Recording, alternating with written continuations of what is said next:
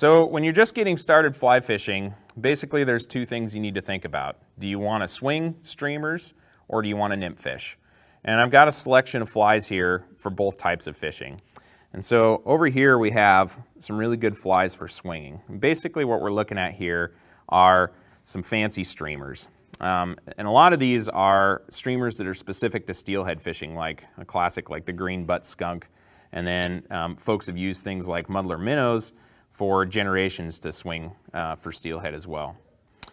Another thing you might be thinking about swinging are things like egg-sucking leeches or a woolly bugger or a flesh fly. But these might be flies you'd want to consider dead drifting like you were nymphing as well.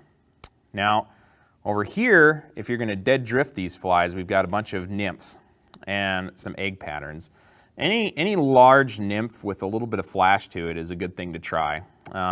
I like to use stonefly nymphs a lot, so here's 3 different large stonefly nymphs. And I also like to use things like egg flies. I think egg flies are really effective for steelhead. And I often use those as a dropper fly behind a larger nymph.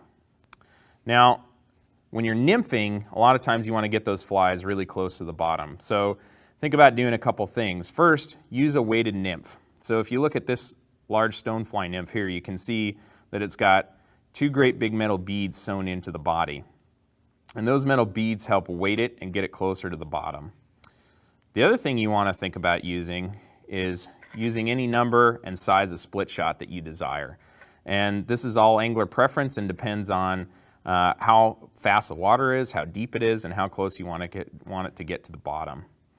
Now, a lot of people when they're nymphing like to use strike indicators. I really like to use strike indicators.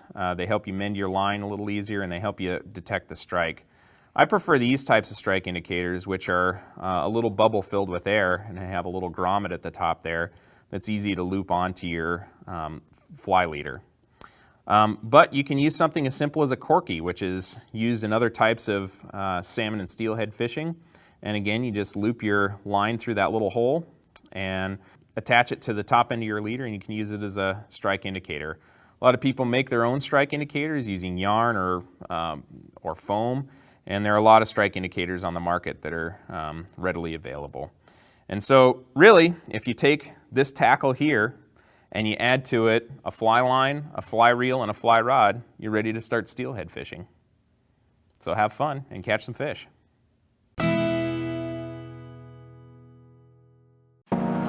Thank you, Matt, for all that excellent information on steelhead flies.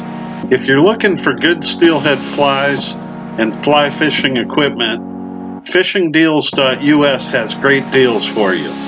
You can find fishingdeals.us on the web or on Facebook. Fishing Deals Facebook group.